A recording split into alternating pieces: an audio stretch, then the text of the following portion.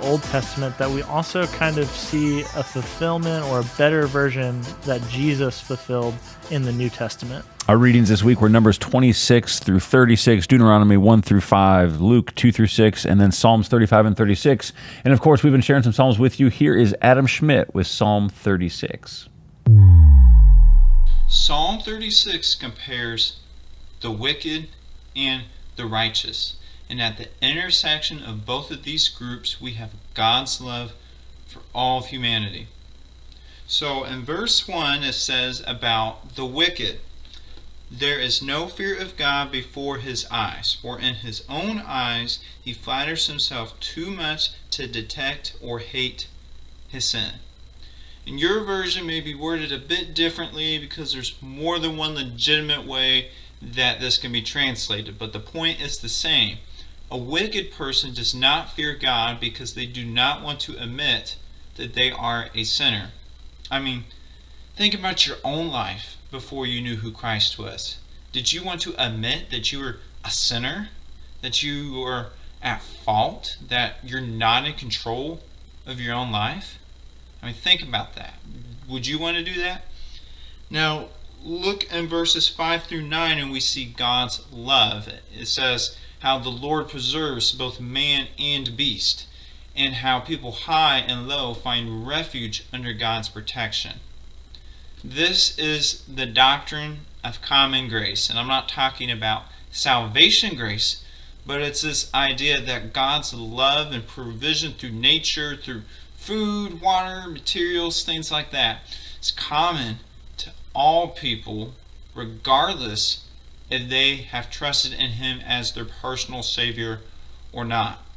So like Matthew 5:45 says, "The sun rises on the evil and the good. The rain falls on the just and the unjust." Now let's look at the righteous. Verse 10 says, "Continue your love to those who know you, your righteousness to the upright in heart." So while we can see that God does offer his love to all of humanity, only those who admit that they are sinners can fully enjoy and recognize his love. So if you go back to verse 9, it says, "For with you is the fountain of life, in your light we see light." See, all of humanity can experience God's love through nature, but the wicked miss out on the source. They miss out on the person behind the abundance of the earth. Like it says in verse 8, God offers a feast of abundance, and he allows mankind to drink from his river of delight. But only those who trust in God know what that really is.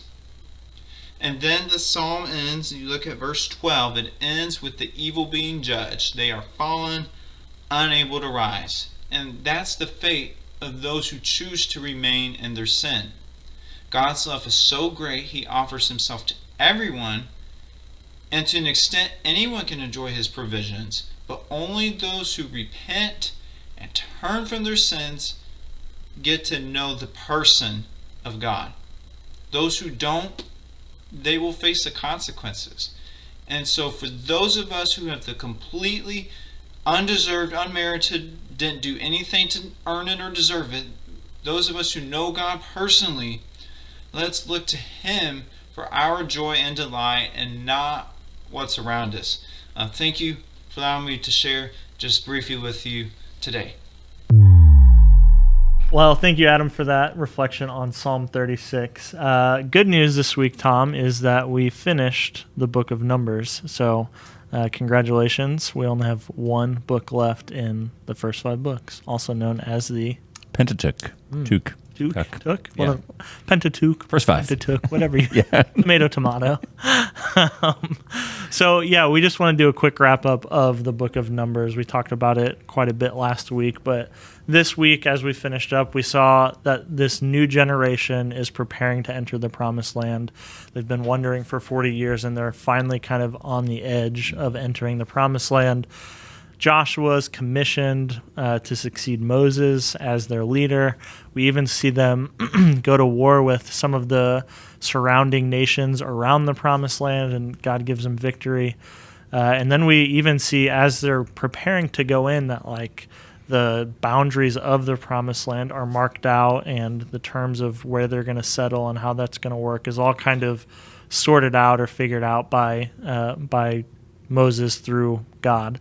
But if we could just tie a bow on the book of Numbers and say, hey, here's the main message, here's how we would kind of summarize the book, how could we do that? Yeah, so it's just God has like delivered them out of Egypt, met them out at Mount Sinai.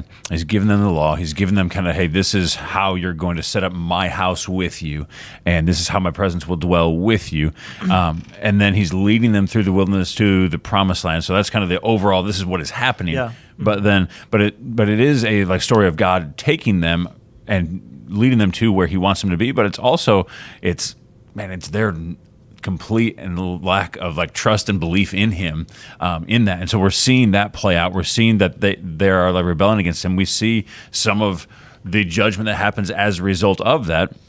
But it's also a picture of even like despite that sin and the rebellion and that like refusal to trust and to believe him, that God is just preserving this next like generation. Some stuff that's really harsh where one generation doesn't make it. He's also in his grace and mercy, he's allowing this next like generation and brings them to the edge of the promised land, keeping his promises that he made long ago, and kind of just hey, God is bringing them. Bad things happen because of what they do, but God is still like allowing them to have what he has promised. Yeah, it's good news for us today because we're not in too much different of a situation where we screw up all the time and we need God's grace in our lives too. And so then we transition to the book of Deuteronomy where, again, the story kind of continues. We see, again, this is the last book of the Pentateuch. And we see that like these 5 books make up this one unified story and really set the table for the rest of the Bible. When you read the rest of the Bible, Old Testament and New Testament, you see it's very common that the writers of the Bible and the characters in the Bible are referring back to what happened in these first 5 books. And so it's really the foundation for what we're going to read throughout the rest of the Bible. And what we see is that Moses, again, is preparing this new generation of Israelites to enter the promised land. And he does that by kind of reminding them of their past, of their story, of who God is, of what he did to deliver them out of Egypt, and then how he's brought them to this point. We see some restating of the 10 Commandments and some other laws. And then we see that he challenges them. He says, hey, you've made it to this point, but remember what happened to your parents' generation, right? They died in the wilderness because of their lack of faith, because of their unbelief. And so he challenges them to remain faithful, to be obedient, and even kind of warns them, hey, if you are not obedient, remember what happened. Mm-hmm. That same thing can happen to you. Yeah, I think like this is kind of almost a summary of kind of like, hey, this is what like Leviticus was, this is what like Numbers was, and there's a lot of people that view this as kind of like the like Constitution, or kind of, hey, here's our like founding like document for our like, people group, if you had to like call it that. But I think too, and we'll get into it as we get into like next week as we dig in like deeper to it, but like even in like chapter 6, you have a lot of kind of like, hey, what's the family look like and things like that. And so I think that there is a lot of stuff, but he reminds him of what he's done. He reminds him of, hey, what he wants to do. And it's just kind of a good kind of almost not a cliff notes, but kind of a recap of kind of everything that God has done through there. Yeah, and so like you said, we'll dig into Deuteronomy a lot more next week because we'll be in the center of the book. But for now, we'll just kind of leave it there and move on to the New Testament, to the book of Luke. We also were in Luke this week, and we have started this book. It's another one of the Gospels. We have read through Mark. Now we're on to Luke, and of course, the Gospels are the narratives that document Jesus' time on earth and looked at his ministry. And so Luke is a doctor, and we see that come through. We see a lot of that like details and stuff that he puts into it that we don't necessarily see in some of the other Gospels. But like his whole purpose is he's saying, hey, I am writing this to like a guy named Theophilus and probably other good baby name if you're looking for one. Yeah, what does that mean, Ben? We looked it up. I can't Loved remember. by God. Loved by God. Yeah, so Good name if you're looking for one. Anyway, sorry. Yeah. So, but it's written to him, and it's kind of, we have the kind of like assumption that it's passed along, that it's meant to, hey, this is to be shared with the other like Gentiles. And so there's a lot of kind of things that he explains about things that are more like Jewish in their nature that some of the other guys just kind of assume, hey, you understand this, but he kind of explains a little bit more. But kind of just tell us a little bit about like what you think his thoughts were in writing this. Yeah, well, you kind of mentioned it a little bit. I think that in Matthew, especially in Mark, that it seems that those are written to a Jewish audience, people who already know and understand the Old Testament, whereas Luke, it seems like he's writing to maybe a Gentile audience, people outside of the Jewish faith, because, again, Luke is not, it's not just, it is one book, but it was actually written by the same person who wrote Acts. A lot of times people will say that those are best read together, Luke and Acts, because it's one story of not just Jesus' life, but also what happened after his ascension with the early church. And so Luke traveled a lot with Paul as a missionary, and Paul was a missionary to the Gentiles, right? And so it makes sense that Luke would be writing from that perspective, and we kind of see that, and we'll point it out as we talk about it, just different little tidbits that kind of point to that reality. And we see in the first few verses there with Theophilus that Luke says that he's writing it kind of as this proof that Jesus was really who he said he was, and that the things that he did were real and they actually happened, right? That he's kind of trying to provide an evidence that Jesus was God, Jesus died and came back to life, and that people should believe in him.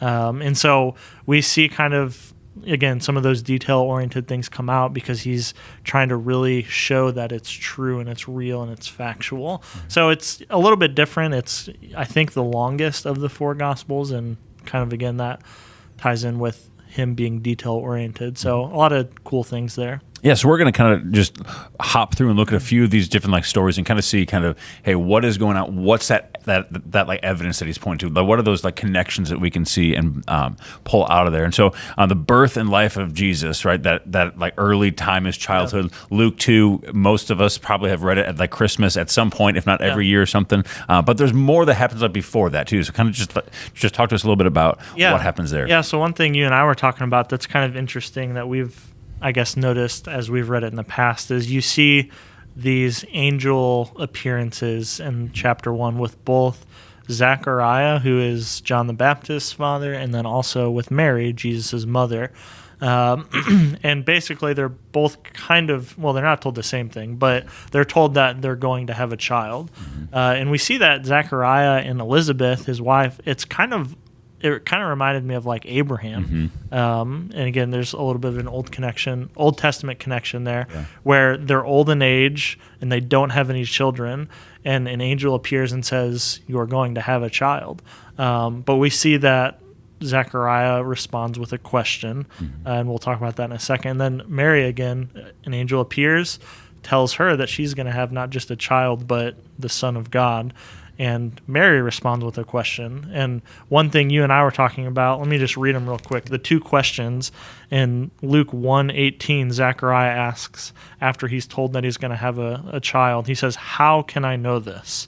And then Mary, when she's told about Jesus, she asks this question, "How can this be?" Right? So how can I know this, and how can this be? Right? And we see that what happens after Zechariah asks that question is that he's muted. He cannot speak until John is born. But we see that Mary, is kind of held up as this example of faith. And so how do we distinguish between, I guess, those two questions? What's the difference there? Is there a difference there? And how do we understand that? Yeah, we'll both start with that like question and then kind of point it to like evidence of how it can't be, right? Yeah. Like he's how shall I know this from an old man? Like basically, like this is not scientifically like possible. And with Mary, of course, same thing. It's a virgin birth, and she's saying, "I've not been with a man." It's like, but there's a difference between like with like Zechariah. It's almost this more of a thought of like, God, I don't know if you understand my situation. Whereas with Mary, and again, there's some reading into the words a little bit, but I think that it's said in certain ways to help us to to see those things. And with Mary, it's almost more of like, God, this seems impossible. How are you going to do this? Yeah, I know you're going to do Right. it, but how? Yeah. Yeah, and I guess the questions are phrased a little differently, but then the angel's response in verse 20 after Zechariah asks the question kind of shows us. It says, that he's going to not be able to speak because you did not believe my words, it says.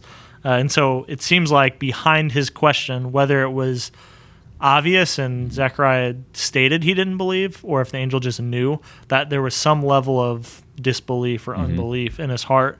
And with Mary, we see she goes and visits Elizabeth later, and Elizabeth says, "Blessed is she who has believed that the Lord would fulfill what he has spoken to her." So like we see like these verses that are kind of saying like, hey, what the issue here is not that they asked a question, but it's what was in their hearts, that Zechariah didn't believe, and Mary had faith that God would do it even though it seemed impossible. And that like connects back to like Numbers and what we've kind of been like, reading there, and that like belief versus unbelief. And like with unbelief, there's judgment that happens. With a belief, God shows up in amazing ways. And I think it kind of just shows, hey, there's a consistency to God throughout all of God's word.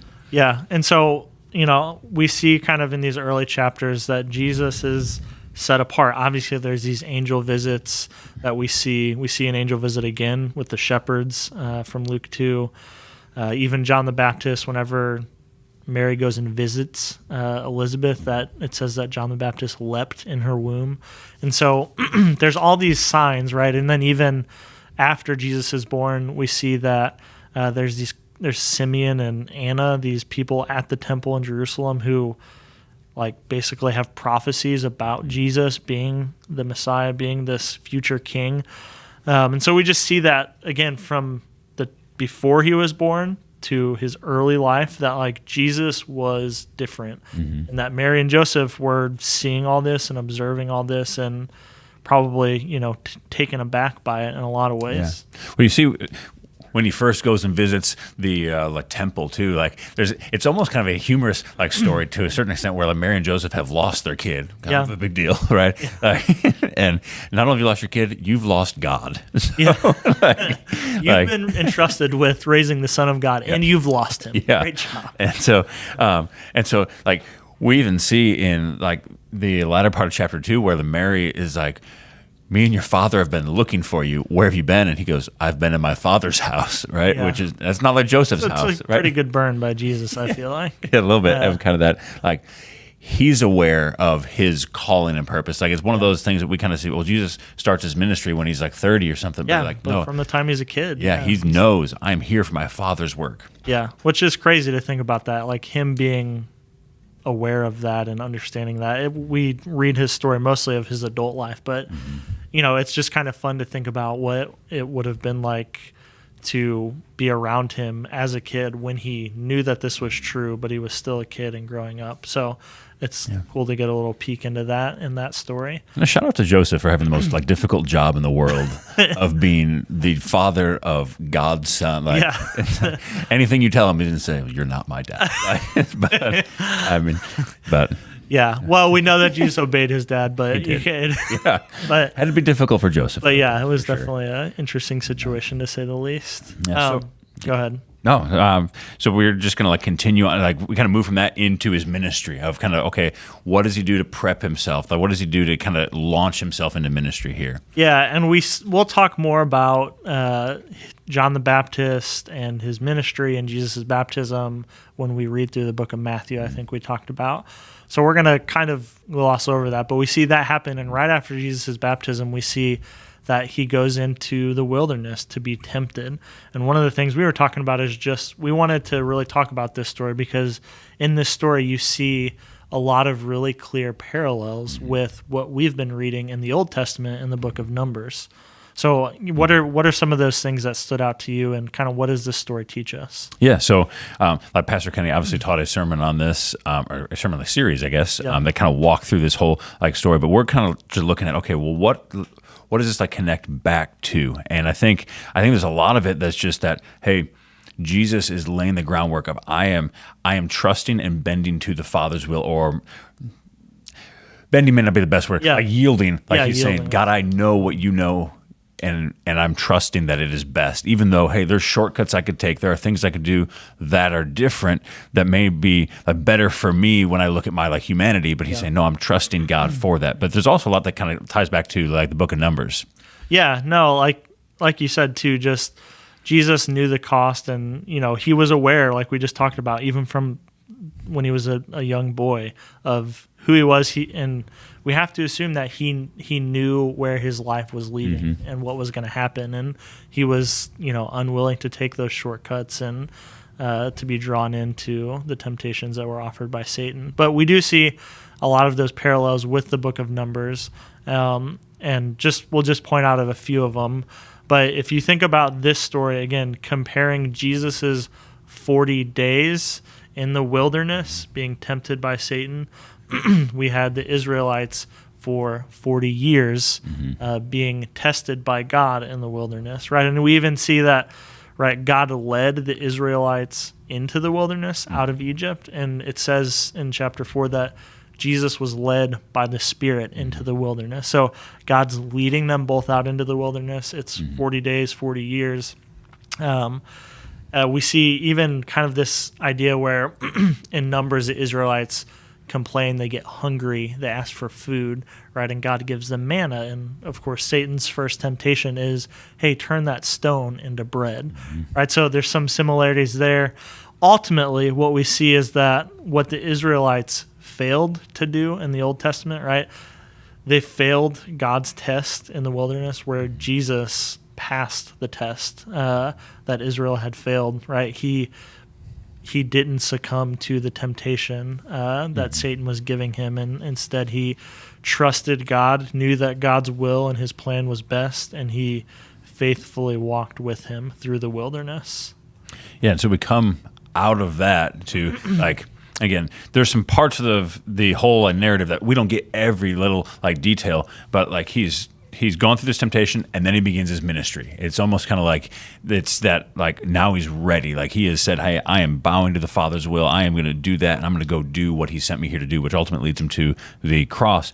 But then we have this weird story, and it's hard to even wrap our minds around a little bit. It's kind of a little blurb, but it's, hey, Jesus is rejected by his own hometown of Nazareth, but when you read the story, it's kind of I don't know how that turned, right? Because it's he has been doing some signs and miracles, people are kind of aware of what he's done, and then he goes home and he visits the synagogue, stands up, reads from from one of the Old Testament scrolls about a verse about the coming Messiah, and then he says, hey, you're hearing this today, it's fulfilled in me. He's saying, hey, I'm coming to be the Messiah. And it says, at first that the people were kind of amazed that they were looking at him, that it says amazed by his gracious words that came from his mouth. But it says, yet they said, isn't this Joseph's son? And then we see Jesus kind of go into this, he offers two examples from the Old Testament where he kind of rebukes them. He kind of calls them out. And it seems kind of like Jesus is almost provoking them in a sense, if you just read it at face value. And so he kind of provokes them, and it leads them to they end up trying to kill him. Yeah. And so it's wow, that escalated quickly. Right. So what is going on here, to the best of your understanding? Is Jesus provoking them into doing this evil thing, or is there something deeper here that maybe we can't see?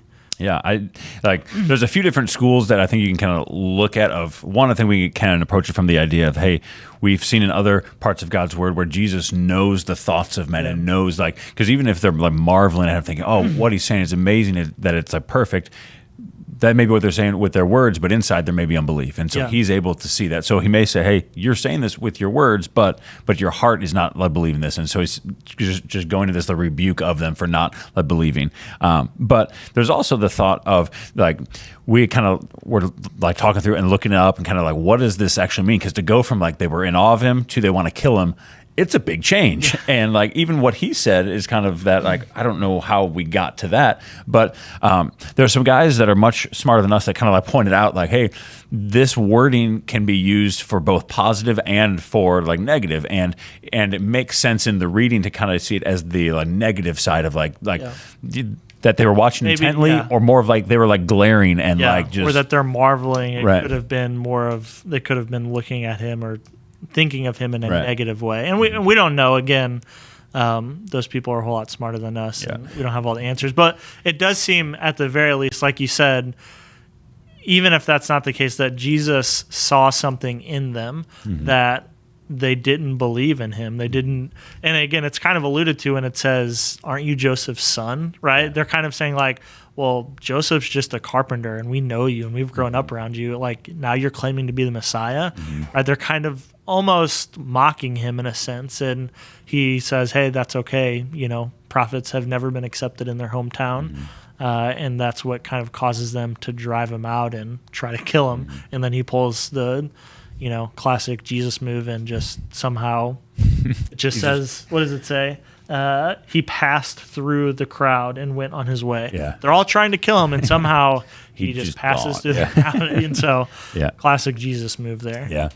Which I think too, that like the overall kind of thing we can take from that is like, one, like there is a like price to not believing. There's a kind of a, hey, he is very clear about who he is there. He reads this like prophecy, says, that's me, like basically, and there's a lack of like belief, and he basically is calling them out on that. And I think that is what is like bothering them, what gets them to that point. It's like, yeah, I'm marveling at him, and I think it's good to what he's saying. I want him to do these miracles here, but what he's calling them to is not like, hey, just come and watch me do miracles. Right. Yeah. And we see that like kind of contrasted with the early disciples who do follow Jesus. And we could probably talk a lot about this, but we won't because we don't have enough time. But like we see that when the early disciples follow him, it says essentially, right, it says they left everything behind and followed him, right? It's this idea that like they are forsaking and leaving behind their old life,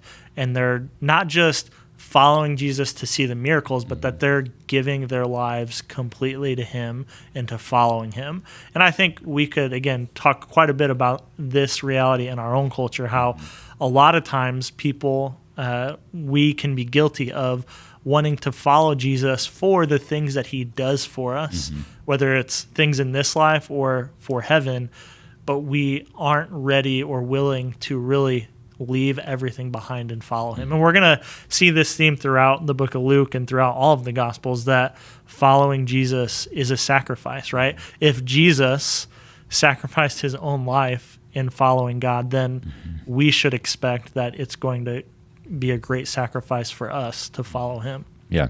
And it just like there's a crowd that wants the easy, fun stuff. Yeah. And Jesus is saying, hey, it's more than that.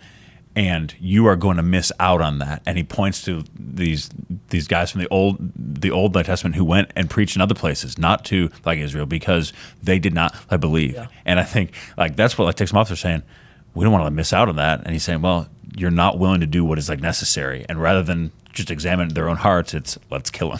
Yeah. So we have the call of the first disciples, which you kind of talked about there a little bit, and then we kind of get into Jesus has started his ministry, and it like consists of two basic things, right? Preaching and healing. So what do we kind of learn about him? Yeah, I think just the important distinction to make when we think about his ministry, again, is preaching and healing. And typically when we read the Bible and we look at it closely, all of his healings are a sign to validate his message, right? His miracles, of course, they help people, and he wants to help people, but it's also to help validate him as the Messiah, as the Son of God. And so his signs are meant to show people like, hey, what I'm saying is true, and you can know it's true by seeing the power of God working through me. And so we'll see that throughout the rest of his ministry and his life. And we'll get into a lot more of some of his ministry next week. I think this is a good spot for us to kind of pause and pick up again in the future. All right. Well, that wraps up this week, but Ben did the intro this week, and we never found out what national day it was. It's National Go Fishing Day. I apologize. And yeah, it's okay. It's something to shoot for. So you get there. So, but on National Go Fishing Day, we figure what is more fun than telling you a story about how I won second place in a deep sea fishing contest with about the most unimpressive fish you could ever possibly have. Oh, don't sell yourself short. Let's hear it. We have a picture we'll put up here in like just a second. But I was in Fort Lauderdale with my father-in-law and brother-in-law and my grandfather-in-law. I don't know how that works. Yeah, I don't know how that works. My wife's grandfather. And we went on a deep sea fishing trip, a boat of like 30, 40 people. You're shoulder to shoulder with everybody with your rod. And so there's a contest, right? That the person that has the biggest fish wins at the end of the day. And so I got second place with this fish you'll see on the screen here. And it was beaten only by my father-in-law's fish, which was about that much bigger than my fish. And so we're out there the whole day. My brother-in-law caught about 6 lines from other people on the other side of the boat and like just tangled mess. Thought he had a shark. Thought he had a big... Yeah, like thought it was the greatest catch of the day. Like everybody's got to see this. And you got people on the other side, let them slack out. You got a guy just losing his lunch over the side. It was a memorable trip. But we get back and I had caught, I'd caught this tiny thing. Like, you don't know if it's just your bait on the hook that's moving around in the ocean or if you've caught like something and pull it out. And it's like, hey, cool. Like, I guess I mentioned that in the contest. It's the only thing I caught the entire time that we're out there. And we get back and they're doing all right, well, let's look at the fish. And my father-in-law wins with his fish. But it's like our fish are so embarrassingly small for a deep sea trip. Like there's bigger fish I've caught in ponds here. And everyone's kind of like gathered around like, well, that's the winning fish. Who in the world's got that? My father-in-law's got to go up and claim his fish, and he's gonna. That's me. So on National Go Fishing Day, you can never catch something smaller and more embarrassing than what we caught on that trip. But hey, go fishing, have a great time, and man, we'll tell you next week at the very start of the episode what National Day it is, so you're aware. Yeah, sorry, I really dropped the ball this week. I apologize. I hope you'll let me do the intro next week, even though I forgot. We'll see. Yeah. So, no, hey, we're going to continue our reading next week in the book of Deuteronomy, chapter 6 through 26, and then Luke 7 to 11, again, with a few Psalms sprinkled in there as well. So we hope that you'll join us, excited to continue reading the Bible through the year together with you. Again, if you haven't been with us or if you've fallen behind, that's okay. Just jump back in, and we'll be excited to continue with you. All right, that's a wrap for this week. Thanks for joining us on the Friday Lunchbox. And remember, Jeff Russell likes to party.